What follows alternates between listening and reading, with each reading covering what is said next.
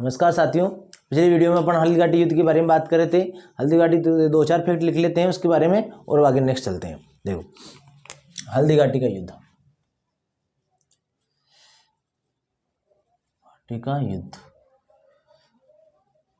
ठीक है। हल्दी घाटी के युद्ध में आसफ खान ने जिहाद का नारा दिया।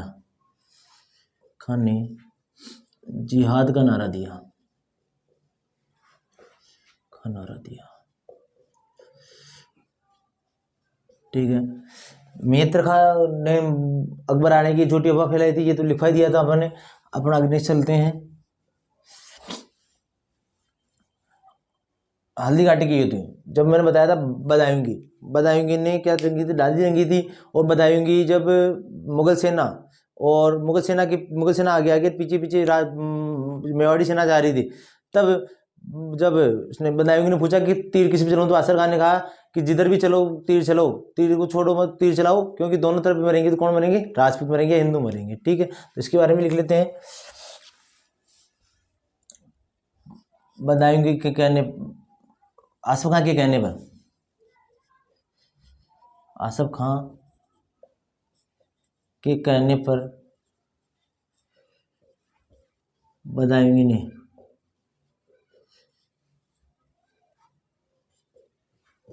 बिना देखे तीर चलाए कि दोनों सेना की तरफ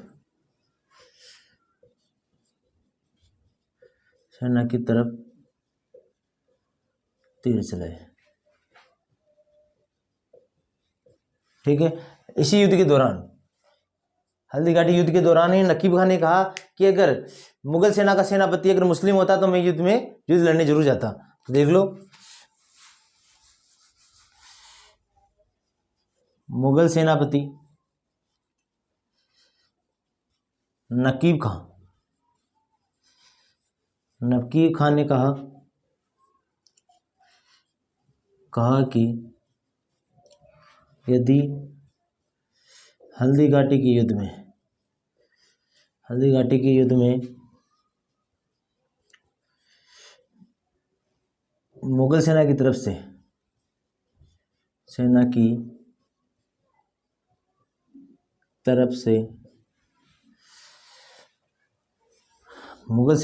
से मुस्लिम सेनापति होता, मान सिंह की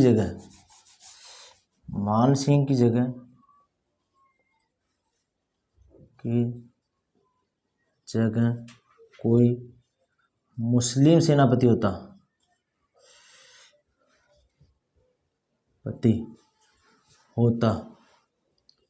तो मैं युद्ध करने जाता।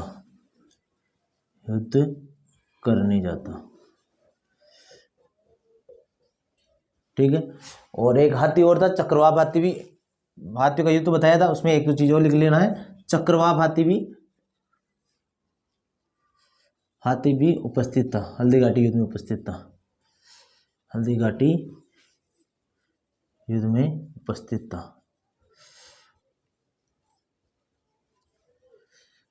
ठीक है। ये छोटी छोटी बातें थी हल्दीघाटी युद्ध की। अब हल्दीघाटी युद्ध का इंपॉर्टेंस देखेंगे कि क्या इंपॉर्टेंस था हल्दीघाटी का।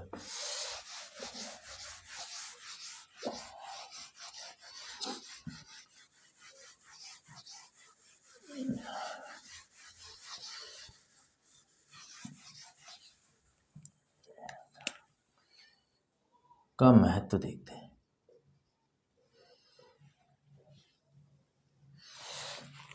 हल्दीघाटी के युद्ध का इंपॉर्टेंस देखते हैं। सबसे पहले देखते हैं तो ये अकबर तो साम्राज्य अधिष्ठान नीति का था, जबकि महाराणा प्रताप अपने राज्य की स्वाधीनता के प्रतीक के रूप में ये युद्ध लड़ा गया था।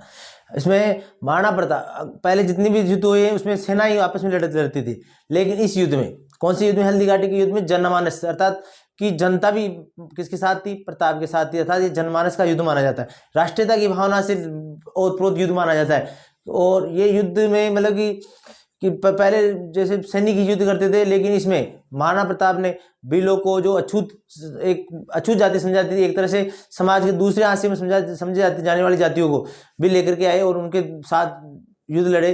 तो ये भी महाराणा प्रताप के लिए हल्दी घाटी युद्ध के लिए माना जाता है। और हल्दी घाटी युद्ध में जो भी घायल हुए सैनिक और या फिर मृत्यु को प्राप्त हो गए सही सैनिक हुए, उनको जो उनके परिवार है उनको पुनर्वास की व्यवस्था भी की गई थी। कौन सी युद्ध में? तो हल्दी घाटी युद्ध में। ठीक है, अब देखते हैं।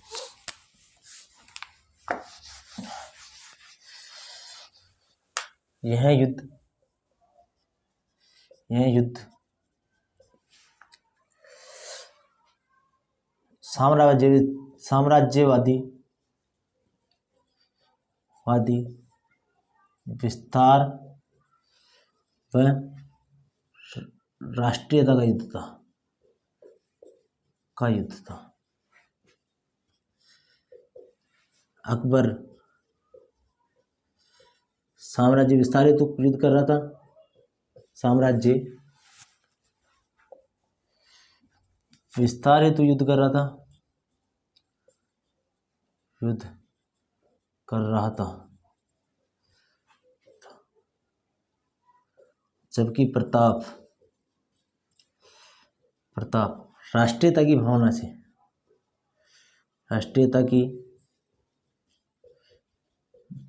के लिए युद्ध कर रहे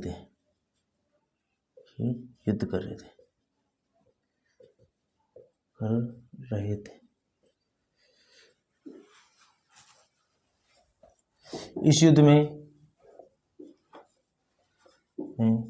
सेना के साथ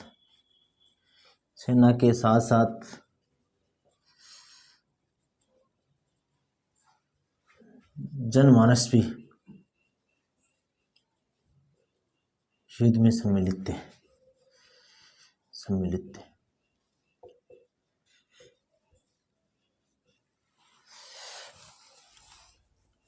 इस युद्ध में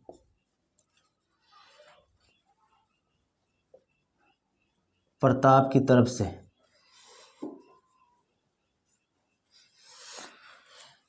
अछूत समझे जाने वाली जातियों,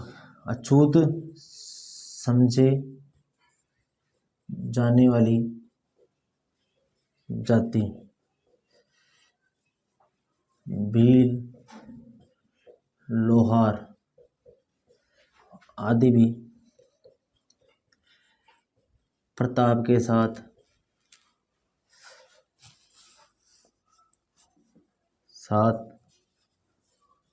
कंधा मिलाकर लड़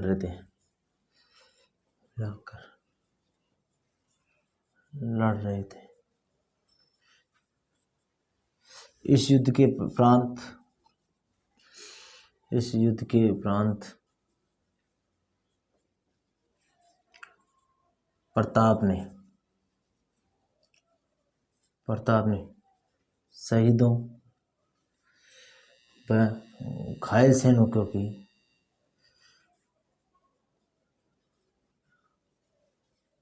के पुनर्वास की व्यवस्था की।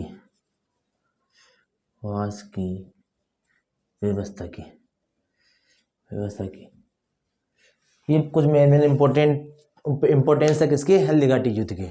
ठीक है, तो आगे चलते हैं अपन नेक्स्ट।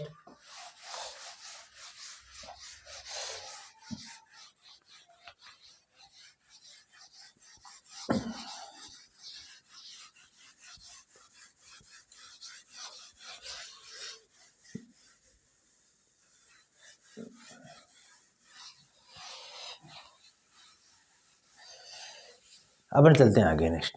अब देखो, महाराणा प्रताप की सहायता की थी किसने? ताराचंद जी ने। और ताराचंद जी को ध्यान रखना, भामाशाह को किसने? कर्नल जेम्स टोड ने मेवाड़ का कर्ण कहा। तो एक चीज ये भी लिख लेते हैं, भामाशाह को कर्नल टोड ने मेवाड़ का कर्ण कहा।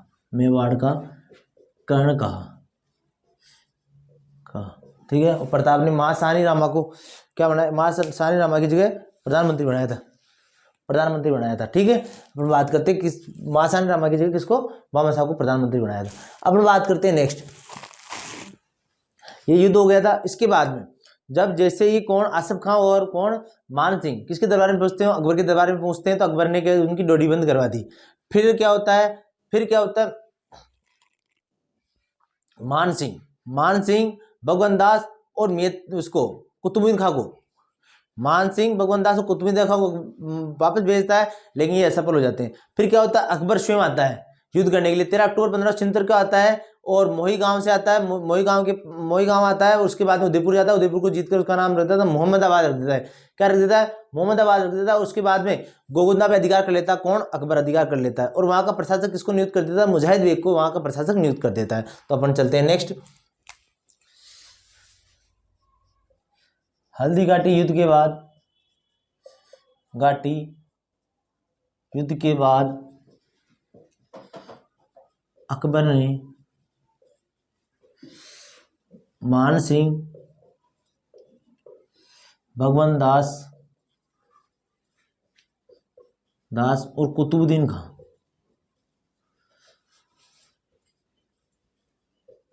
खां के नेतृत्व में प्रताप के विरुद्ध 1576 में असफल अभियान भेजता है।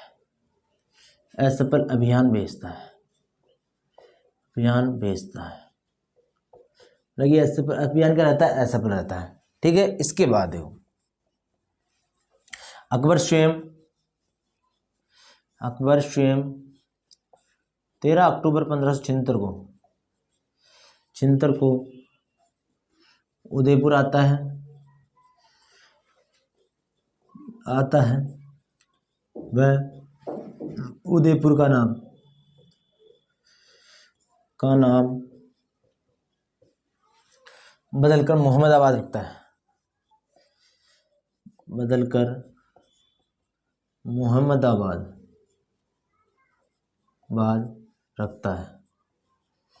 मोहम्मदाबाद रखता है। इसके बाद में देखो मोहम्मदाबाद रख देता है। अब देखो यहां से अकबर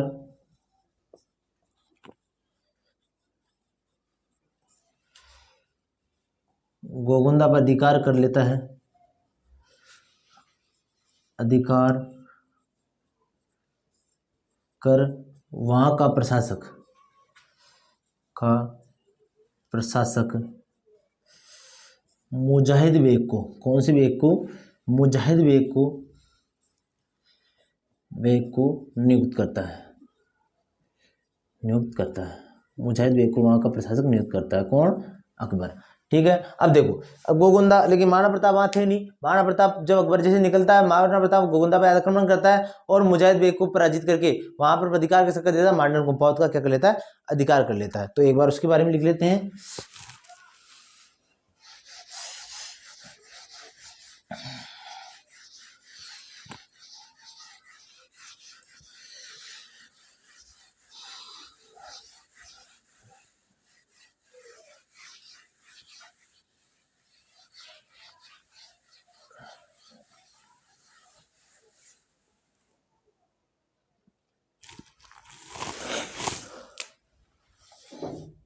महाराणा प्रताप गोगुंदा पर आक्रमण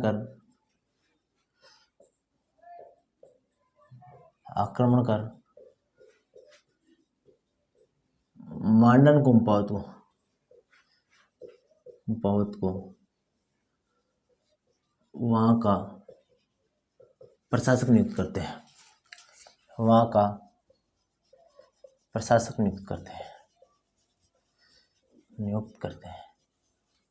ठीक है, अब मांडन कुंपावत को वहां का प्रशासक नियुक्त कर दिया गया किसके द्वारा। अब देखो अब अकबर जाता है, लेकिन महाराणा प्रताप पकड़ने में नहीं सफल हो जाता है। महाराणा प्रताप वापस चला जाता है।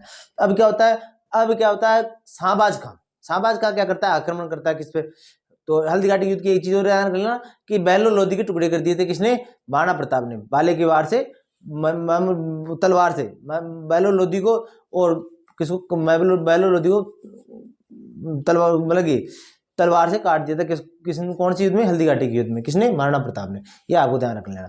अब देखो शाहबाज खां आता है, शाहबाज खां 3 बार आता है, 1577, 1578, 1579 में। ठीक है, पहला और तीसरा आक्रमण असफल रहता है, लेकिन दूसरे आक्रमण में वो कुंभलगढ़ पे आक्रमण करता है। कुंभलगढ़ पे आक्रमण करता है महाराणा प्रताप। उस समय में जो सांडा सोनगरा और सिंगल को वहां का भाण सोनगरा और सिंगल को वहां का प्रशासक नियुक्त कर देते हैं। वहां किलेदार सौंप जा देते हैं, लेकिन ये दोनों लड़ते हुए वीरगति को प्राप्त जाते हैं। और गाजी खां को वहां का प्रशासक बना दिया जाता है। किसके द्वारा? शाहबाज खां के द्वारा। ठीक है, अब देखो इसके बारे में लिख लेते हैं। अकबर शाहबाज खां को प्रताप को पकड़ने हेतु भेजता है।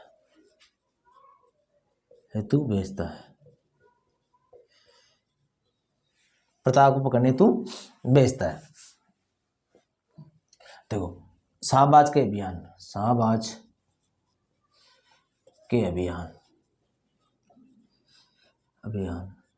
एक तो था कब? 77, 78, 79। ठीक है, बात करते 15 अक्टूबर। ये थे 3 अप्रैल और ये था 15 दिसंबर। ठीक है, तो देखो दोनों ये अभियान असफल रहा।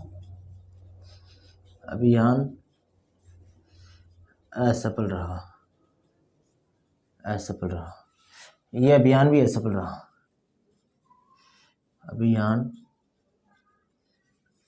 रहा।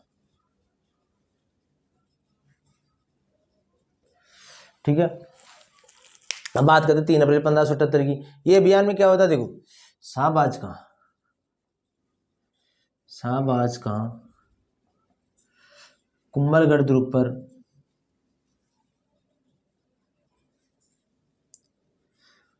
पर आक्रमण करता है।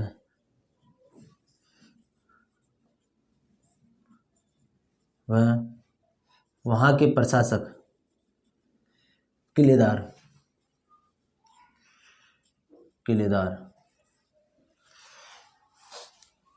भाणा सोनगरा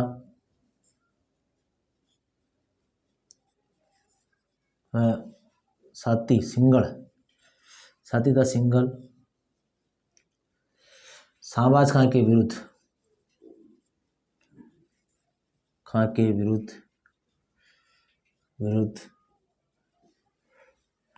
लड़ते हुए वीरगति को प्राप्त हो जाते हैं। ठीक है, अब देखो ध्यान रखना, किसी भी बाहरी आक्रमणकारी से जीतने वाला कुंभलगढ़ का किला एक बार जीता गया था, वो भी किसके द्वारा? शाहबाज खां के द्वारा। उसके पहले और उसके बाद में कभी कुंभलगढ़ पर कोई अधिकार नहीं कर पाया था। ठीक है, तो उसके बारे में लिख लेते हैं।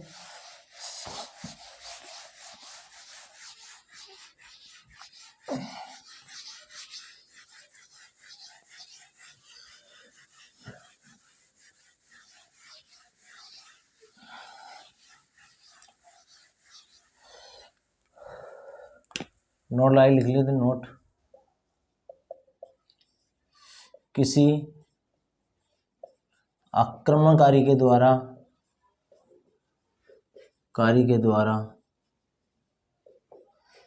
कुंभलगढ़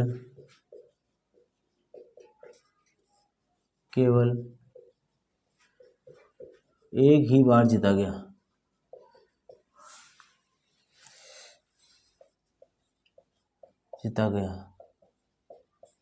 वह भी शाहबाज खां द्वारा।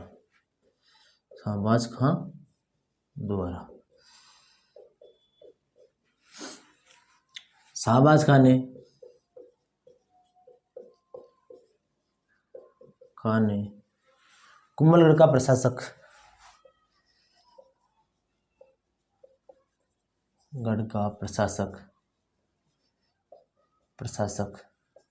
कुंभलगढ़ का प्रशासक गाजी खां को बनाया। किसको बनाया? गाजी खां को बनाया। प्रशासक किसको बना दिया, गाजी खां को प्रशासक बना दिया गया, किसका, कुंभलगढ़ के द्वारा प्रशासक। ठीक है, बाद में क्या होता है, महाराणा प्रताप, कुंभलगढ़ पर किसका अधिकार हो जाता है, महाराणा प्रताप का अधिकार हो जाता है, और महाराणा प्रताप किसको, मेहता नर्मदा को यहाँ का प्रशासक बना देते हैं। तो ये भी लिख लो। बाद में प्रताप द्वारा कुंभलगढ़ पर अधिकार कर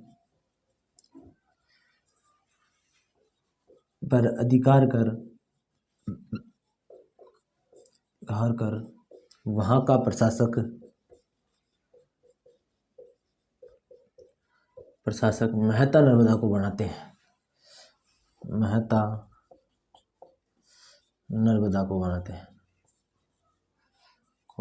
हैं।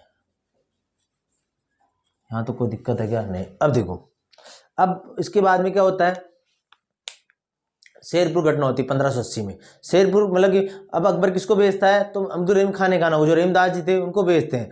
तो वो वहाँ पे छेनी छावनी लगा रखे थे, और अब जो महाराणा प्रताप का पुत्र था कौन, अमर सिंह उस छेनी छावनी पर आक्रमण कर देता है, शेरपुर छेनी छावनी पर आक्रमण कर देता है, और किसको, रहीमदास जी और रहीमदास जी की पत्नियों को सबको उठा के ले आते हैं।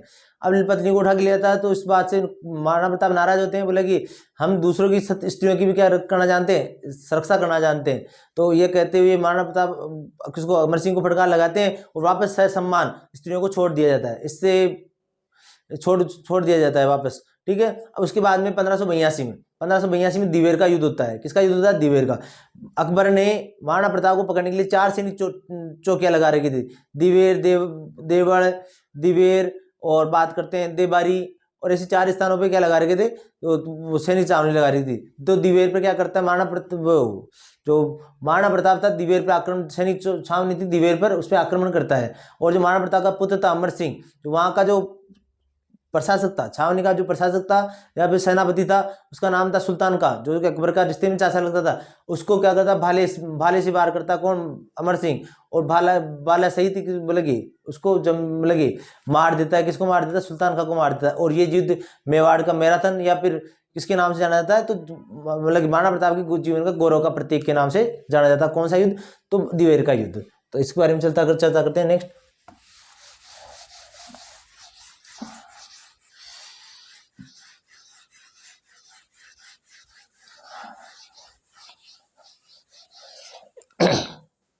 शेरपुर घटना कब की है, 1580 की। ठीक है, इसमें क्या है, महाराणा प्रताप का पुत्र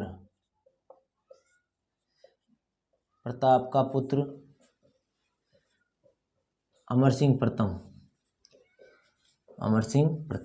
महाराणा प्रताप के पुत्र थे अमर सिंह प्रथम, मुगल छावनी शेरपुर पर आक्रमण कर अब्दुल रहीम खान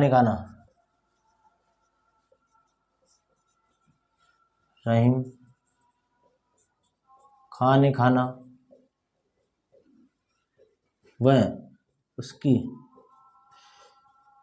बेगमों को बंदी बनाकर ले आते हैं। इससे प्रताप नाराज होते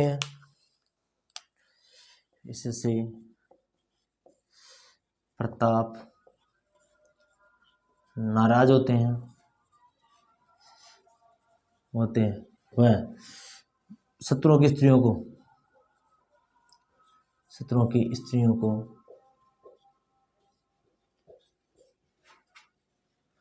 ससम्मान वापस भेजते हैं,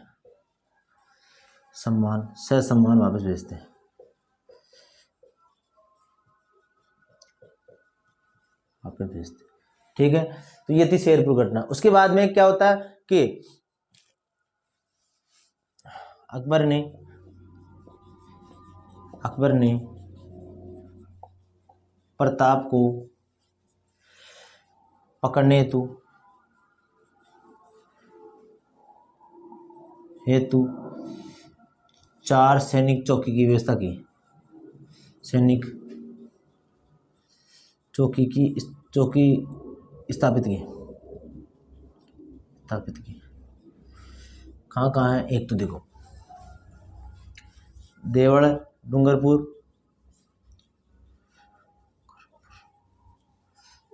दूसरा था देबारी, ठीक है, तीसरा दिवेर, और चौथा बात करते हैं अपन किसकी, तो देसूरी पाली, देसूरी पाली। 4D से याद रख लो, 4D ट्रिक याद करो तो ट्रिक याद कर लो 4D, ठीक है। अब देखो महाराणा प्रताप, अब दिवेर के युद्ध की बात कर लेते हैं। महाराणा प्रताप किस पे 1582 में दिवेर पे आक्रमण करते हैं, दिवेर पर क्या करते हैं, आक्रमण करते हैं। और दिवेर जो महाराणा प्रताप का जो पुत्र था वो अमर सिंह, वो क्या भाले से वार कर देता है किस पर, सुल्तान खां पर, और सुल्तान खां इस युद्ध में क्या हो जाता है, मारा जाता है, ठीक है। तो इसके बारे में लिख लेते हैं।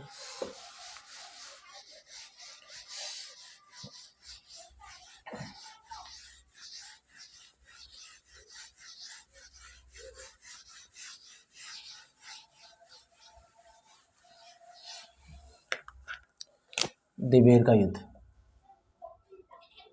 दिवेर का युद्ध, दिवेर का युद्ध, ठीक है।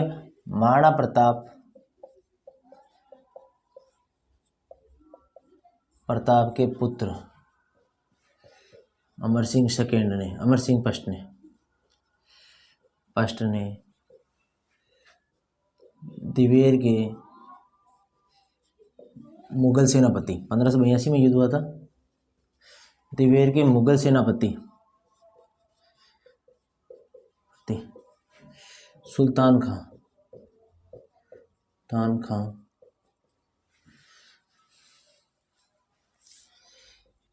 पर भाले से वार करता है, वार करता है। वह सुल्तान खां हमेशा के लिए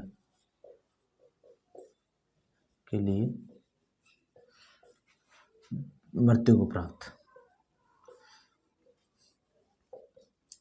कहा जाता है कि सुल्तान खां बहुत ही ताकतवर था, और लेकिन जब जैसे ही अमर सिंह का भाले का वार गया किसके, और भाले का प्रहार भी इतना जोरदार था कि वो जमीन पे गिर गया, कौन, सुल्तान का, और सुल्तान का जमीन पे गिर गया। जब भाला निकाला गया किसके द्वारा, अमर सिंह के द्वारा दोबारा, तो अमर सिंह के द्वारा, क्योंकि सुल्तान खान ने कहा कि ऐसा कौन सा आदमी है, ऐसा कौन सा आदमी है जो मेरे जैसे इतने ताकतवर आदमी को भाले से वार कर दिया, और मेरे को यहाँ से मतलब घायल अवस्था में थे उस टाइम, वो पूछा गया तो मतलब महाराणा प्रताप ने किसी दूसरे आदमी को बुलाया कि ये आदमी है, तो उसने, सुल्तान खान ने मना कर दिया, ये आदमी हो नहीं सकता, ये आदमी मुझे नहीं मार सकता। फिर अमर सिंह को बुलाया गया, तो अमर सिंह को बुलाया गया तो सुल्तान का पहचान गया ये आदमी था जिसने मेरे ऊपर भाला चलाया। फिर सुल्तान का कहता है कि मेरे को दर्द हो रहा है तो ये भाला निकाल दो, तो जमीन से भाला निकाल, जब वो भाला छाती से लग करके जमीन के अंदर से धंस गया था, और अमर सिंह उसकी छाती पर चढ़ करके, किसकी, सुल्तान खां की छाती पर चढ़ करके, और फिर भाला निकाला था। देखो भाले में कितनी ताकत थी, मतलब कि भाले के वार में कितनी ताकत थी, और सुल्तान खां जैसा आदमी, इतना पावरफुल आदमी को मतलब कि भाला चलाया किसने, अमर सिंह के द्वारा, और वो क्या हुआ, जमीन में धंस गया भाला, ठीक है। तो इसमें युद्ध में क्या होता है, जो अकबर का जो सेनापति था, अकबर का चाचा था सुल्तान खां, इस युद्ध में वीरगति को प्राप्त हो जाता है। इसके बाद में अकबर समझ जाता है कि महाराणा प्रताप से बेर मोल लेना खतरे से खाली नहीं। उसके बाद में 1584-85 में वो जगन्नाथ कछावा आते हैं, और जो आते हैं रास्ते में क्या होती है, मांडलगढ़ में इनकी क्या हो जाती, मृत्यु हो जाती है, और 32 खंभों की मांडलगढ़ में छतरी बनी होती है। और महाराणा प्रताप फिर इसके बाद में जो आमेर के कब्जे में था मालपुरा पे अधिकार कर लेते हैं, और मालपुरा पे हरिहर महादेव का मंदिर वो नीलकंठ महादेव का मंदिर का निर्माण कराता है, और झालर तालाब का निर्माण कराता है। कहाँ पर, मालपुरा पे। कौन, महाराणा प्रताप, ठीक है। तो इसके बारे में चलते हैं।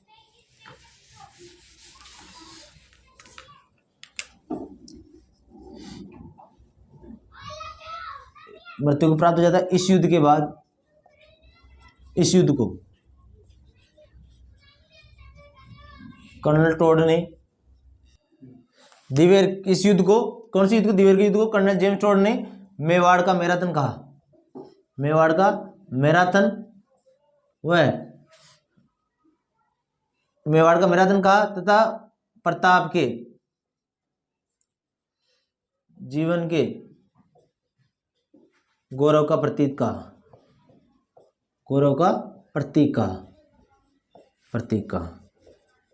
ठीक है, तो हल्दी घाटी की कौन सी युद्ध को मेवाड़ का मैराथन और प्रताप के जीवन का गौरव का प्रतीक कहा? तो हल्दी घाटी के युद्ध को किसने? कर्नल जेम्स टोड ने। ठीक है, आगे चलते हैं नेक्स्ट।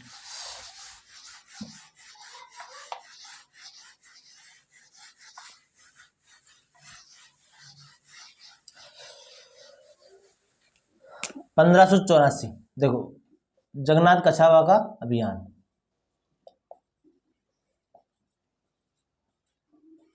कछावा का अभियान 1584-85। ठीक है, देखो, अकबर द्वारा प्रताप को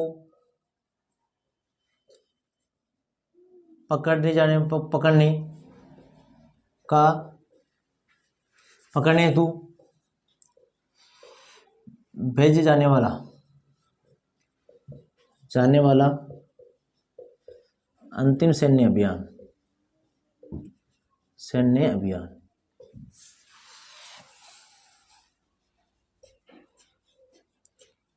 लेकिन जगन्नाथ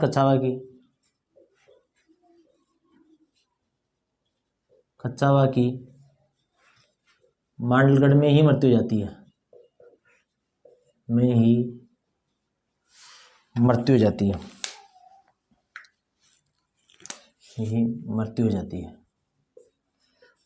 जाती है।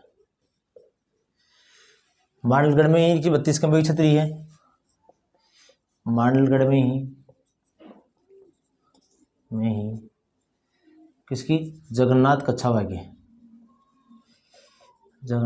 कछावा की 32 खंभों की छतरी है।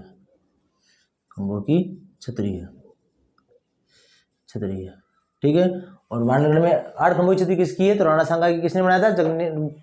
किसने बनाया था? तो जगनेर के अशोक परमार ने। ठीक है, आगे चलते हैं। अधूरी सपने में छतरी किसकी है? अधूरी सपनों की छतरी तो राणा सांगा की किसने बनाई थी? कर्मावती ने। कहाँ बनाई थी? तो रणथंभौर दुर्ग में। ठीक है, कहाँ पे? हमीर देवी द्वारा बनाई गई 32 खंभों की छतरी पिता जेतर सिंह या जेत सिंह की याद में, उसके जस्ट सामने। ठीक है, अब देखो इसके बाद में क्या होता है? इसके बाद प्रताप आमेर के अधीन मालपुरा जो टोंक में पड़ता है, टोंक पर अधिकार कर वहां नीलकंठ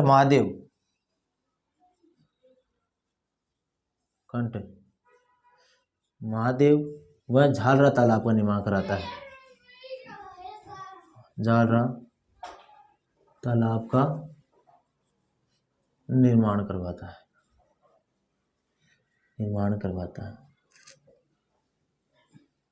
ठीक है, अब देखो यहां तो कोई दिक्कत नहीं आनी चाहिए। आगे चलते हैं नेक्स्ट।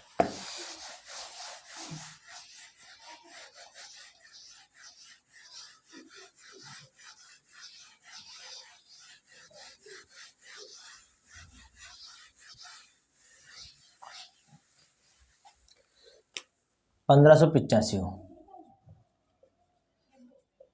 पिचासी को महाराणा प्रताप लूणा चावड़िया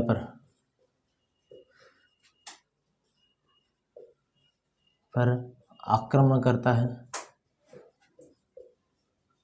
आक्रमण कर चावंड को नई राजधानी बनाता है।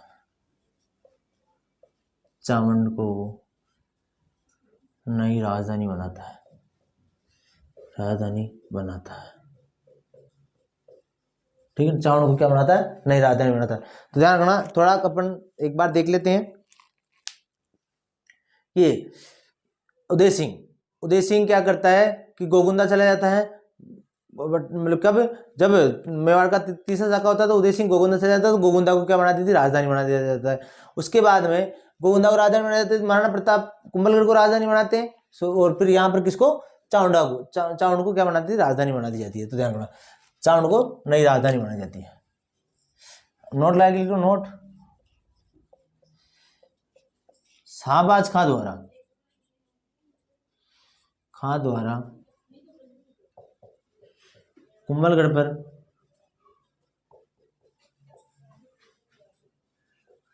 अधिकार करने के बाद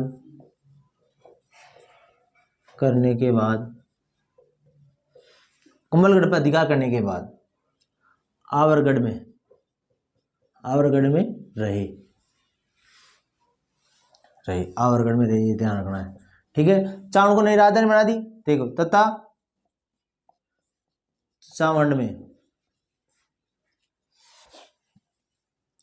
चामुंडा माता का मंदिर का निर्माण करवाया, माता के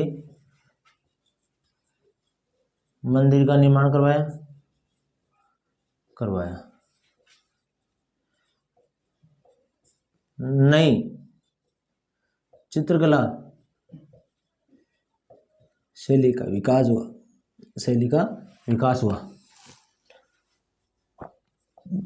हुआ। किसके समय में?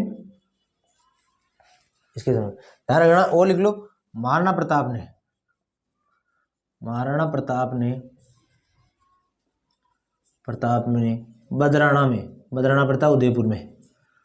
प्रताप उदयपुर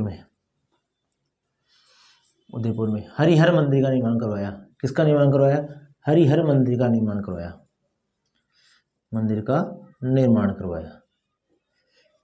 करवाया।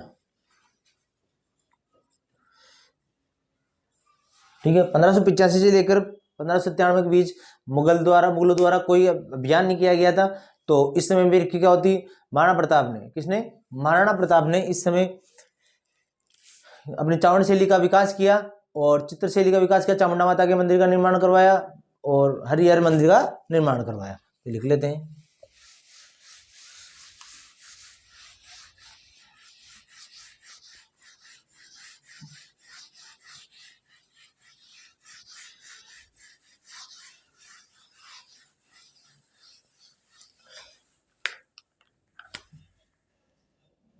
पंद्रह सौ 85 से लेकर 97 तक का काल में अकबर द्वारा प्रताप पर कोई सैन्य अभियान नहीं किया गया।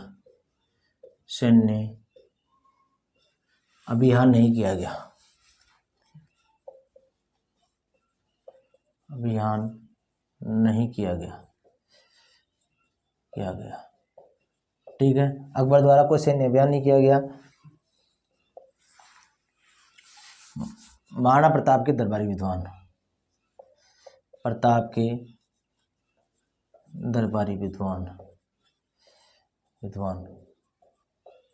ये तो था चक्रपाणि मिश्र। कौन था? चक्रपाणि मिश्र। चक्रपाणि मिश्र की बात करते हैं तो ग्रंथ कौन से थे? मुहूर्तमाला,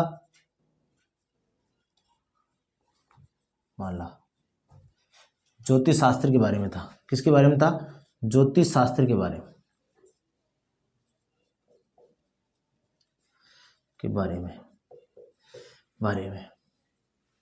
दूसरा, राज्याभिषेक पद्धति। राज्याभिषेक कैसे हो?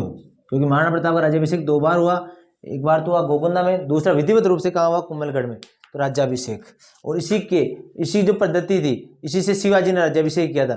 महाराणा प्रताप ने जो राज्याभिषेक पद्धति बताई थी चक्रपाणि मिश्र द्वारा लिखित पुस्तक में, उसी से महाराणा शिवाजी ने क्या किया था? राज्याभिषेक किया था। तो ध्यान रखना, तो राज्याभिषेक। और चौथा है, तीसरा कौन सा?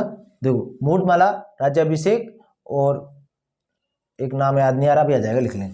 ठीक है, दूसरा है माला साधु।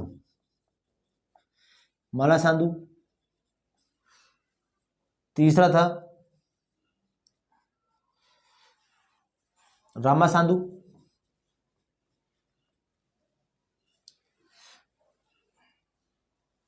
माला साधु, रामा साधु, ये 2 चारण कवि थे। दोनों ही चारण कवि। मैंने पद्मिनी पढ़ाया था, तब बताया था कि गौरव बहादुर की चौपाई किसने लिखी थी? हेमरतन सूरी ने लिखी थी। तो हेमरतन सूरी ने गौरव बहादुर की चौपाई लिखी थी। तो उस जो उसको जो हेमरतन सूरी थे किसके दरबारी थे? तो प्रताप के दरबारी थे। और उसको आर्थिक सहायता किसने दी? जो ये लिखने के लिए आर्थिक सहायता किसने दी? तो आर्थिक सहायता दी भामाशाह के भाई ताराचंद जी ने। किसने दी थी? ताराचंद जी ने। और एक और था साधुनाथ द्विवेदी, जिसको मंडेर की जागीर दी गई थी। किसके द्वारा? महाराणा प्रताप के द्वारा मंडेर की जागीर दी गई। और मैं मंडेर हल्दीघाटी के पास ही है। अब हल्दीघाटी का कोई इतिहासकार कहते हैं हल्दीघाटी का युद्ध अकबर ने जीता, हल्दीघाटी का युद्ध अकबर जीता होता तो मंडेर की जागीर जो हल्दीघाटी के पास ही थी वो अकबर के कब्जे में होती, तो महाराणा प्रताप उसको कैसे देते? तो मंडेर की जागीर किसने दी थी? साधुनाथ द्विवेदी किसने दी थी? तो महाराणा प्रताप ने दी थी। चक्रपाणी मिश्र की मूर्तमाला होगी, राज्याभिषेक हो गई। और एक उद्यान विभाग से संबंधित है, उद्यान विभाग से संबंधित, अभी नाम याद नहीं आ रहा, जैसे लिख देंगे, बता दूंगा बाद में जैसे नाम आएगा संबंधित। ठीक है, तो देखो माला साधु, रामा साधु, और एक को लिखते हैं अपन हेमरतन सूरी।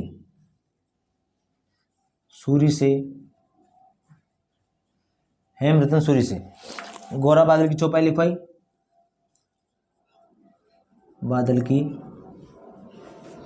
चौपाई लिखवाई।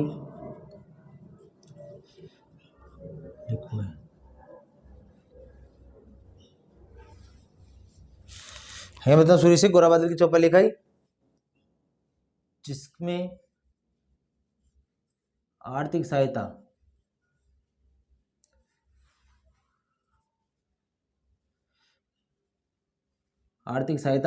किसने की? भामाशाह के भाई ताराचंद ने की। भामाशाह के भाई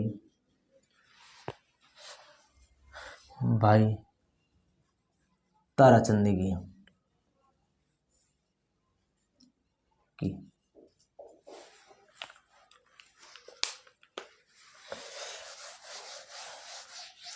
भामाशाह के भाई ताराचंद ने आर्थिक सहायता की। अब बात करते हैं साधुनाथ द्विवेदी की।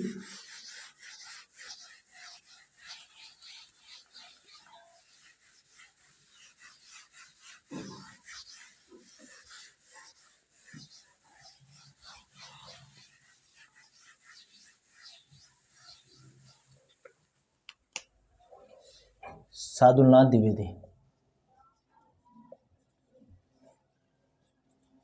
द्विवेदी भी प्रताप के दरबारी विद्वान थे,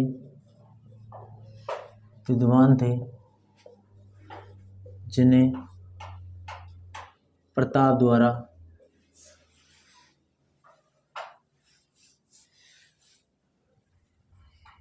द्वारा मंडेर की जागीर दी।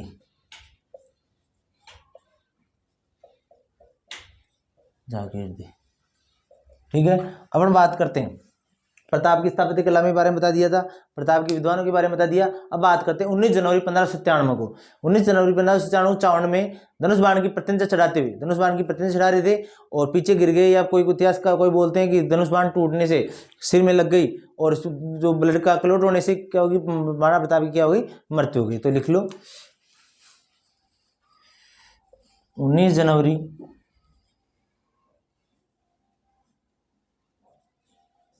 1597 को चावड़ में धनुष बाण की प्रत्यंचा चढ़ाते हुए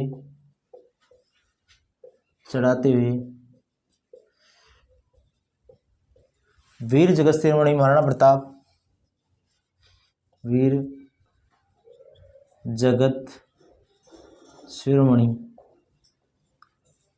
महाराणा प्रताप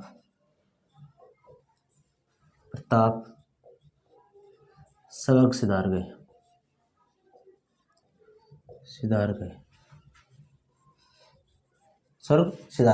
अपन बात करते हैं स्वर्ग सिधार गए कौन? महाराणा प्रताप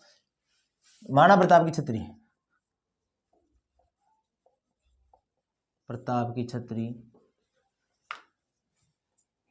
छत्री, बारडोली उदयपुर में। कहाँ पर? बारडोली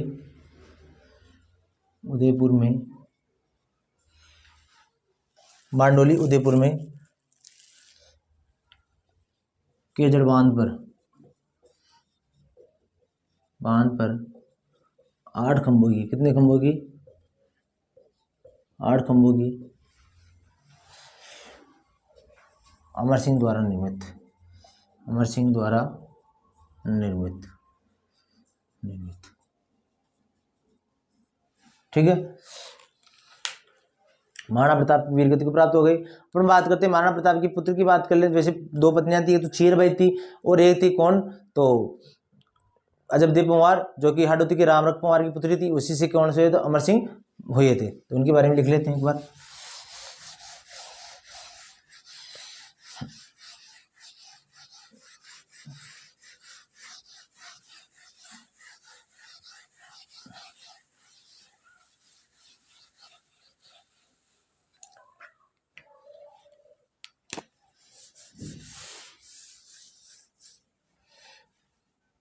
अब देखो, महाराणा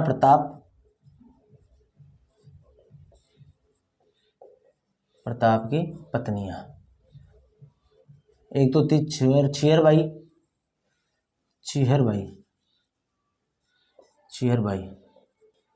ठीक है। और बात करते हैं दूसरा, अजबदेव पंवार, ये हाडोती के रामरख पंवार की पुत्री थी, हाडोती के रामरख पंवार की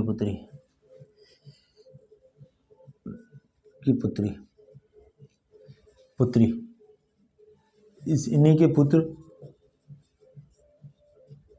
का नाम क्या था? अमर सिंह, ठीक है। और वो जो ग्रंथ बताया था ध्यान विभाग के लिए है, तो उसमें ध्यान रखना विश्व वल्लभ, क्या नाम था? विश्व वल्लभ। तो चक्रपाणी द्वारा लिखे गए ग्रंथ कौन कौन से थे? तो चक्रपाणी मिश्र द्वारा वो क्या नाम, विश्व वल्लभ। बात करते हैं दूसरा ग्रंथ क्या बताया था मैंने, एक तो बताया था मूर्तमाला, एक बताया था राज्याभिषेक, एक बताया था विश्व वल्लभ। मूर्तमाला मूर्त से संबंधित थी, और बात करते हैं शास्त्र मतलब ज्योतिष विज्ञान से संबंधित थी। राज्याभिषेक पद्धति राज्याभिषेक से संबंधित थी, और शिवाजी भी उसी पद्धति से क्या करवाए थे? राज्याभिषेक करवाए थे। और अपन बात करते हैं कौन? विश्व वल्लभ, जो उद्यान विज्ञान से संबंधित थी, मतलब कि जो हॉर्टिकल्चर से संबंधित थी। कौन सा? विश्व वल्लभ ग्रंथ। ठीक है, अब आगे चलते हैं अपन नेक्स्ट। अब बात करते हैं महाराणा प्रताप के मूल्यांकन की बात कर लेते हैं। महाराणा प्रताप कभी भी निहत्थे व्यवहार नहीं करते थे। कहा जाता है कि महाराणा प्रताप अपने 2 कटार रखते थे, एक तो खुद के लिए, एक शत्रु के लिए। अगर शत्रु के पास तलवार नहीं होती थी या फिर कोई साधन नहीं होता तो तलवार देते थे उनको। ठीक है, तो मतलब कहने का मतलब क्या है कि, और दूसरा स्त्री सम्मान करते थे, कि जैसे मैंने बताया था शेरपुर घटना के बाद में, जब उनको शत्रुओं की औरतों को पकड़ के लेके आ गया था कौन? वो अमर सिंह। तो अमर सिंह से नाराज हुए, वापस सामान भेजने के लिए कहा महाराणा प्रताप ने अछूतोद्धार का काम किया। जो जिसको अछूत या समाज में एक हाशिए पर समझा जाने वाली जाति भील और लोहारों के साथ मिलकर के युद्ध किया। ठीक है, महाराणा प्रताप ने स्वाधीनता के लिए, अपनी मातृभूमि की रक्षा के लिए जाने जाते हैं। महाराणा प्रताप के बारे में और कहें तो, महाराणा प्रताप उस समय में, जब कि महाराणा प्रताप के साथ जन जन के नायक थे। महाराणा प्रताप किसी सेना के सेनापति नहीं होकर के जन जन के नायक थे। उस समय में अगर घायल सैनिकों के लिए या फिर मर्द सैनिकों के, उनके लिए पुनर्वास की व्यवस्था की, उनके सैनिकों को नौकरी देने की व्यवस्था की, उन खाने पीने की व्यवस्था की। अर्थात महाराणा प्रताप इससे दर्शाते हैं कि महाराणा प्रताप का जो महाराणा प्रताप एक योद्धा के साथ साथ मतलब कि एक अच्छे व्यक्तित्व, अच्छे वो भी थे, समाज सेवक भी थे। तो ये महाराणा प्रताप के मूल्यांकन के बारे में है। तो एक बार महाराणा प्रताप के मूल्यांकन में 3-4 लाइन लिख लेते हैं, इसके बाद में अपन कंप्लीट करते हैं। महाराणा प्रताप का मूल्यांकन, महाराणा प्रताप का मूल्यांकन।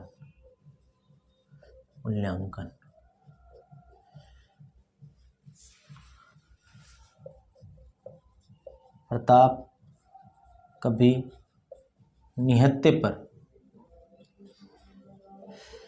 वार नहीं करते थे। अपने साथ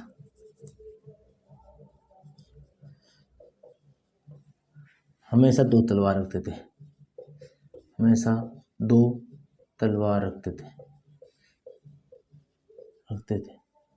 ठीक है। अब बात करते हैं दूसरा गुण क्या था महाराणा प्रताप में। महाराणा प्रताप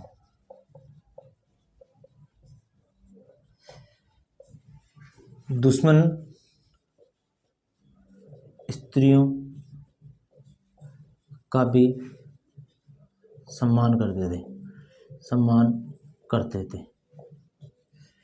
शेरपुर घटना लिख दो, शेरपुर घटना। ठीक है। महाराणा प्रताप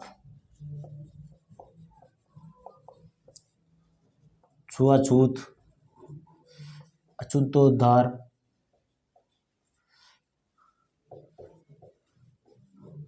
वह धार्मिक सहिष्णु प्रवृत्ति के थे। क्यों? क्योंकि उसके जो सेनापति थे वो कौन को थे? हसन कासिम मेवाती। वह धार्मिक सहिष्णु प्रवृत्ति के थे। धार्मिक सहिष्णु प्रवृत्ति कैसे? देखो, भील और लोहार व सेना में मुस्लिम सेनापति हसन का मेवाती का होना।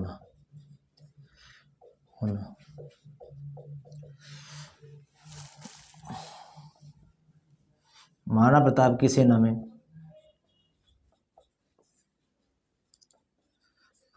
सेना में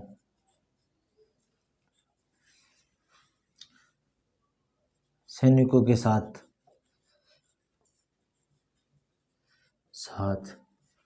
जनमानस भी जुड़ा हुआ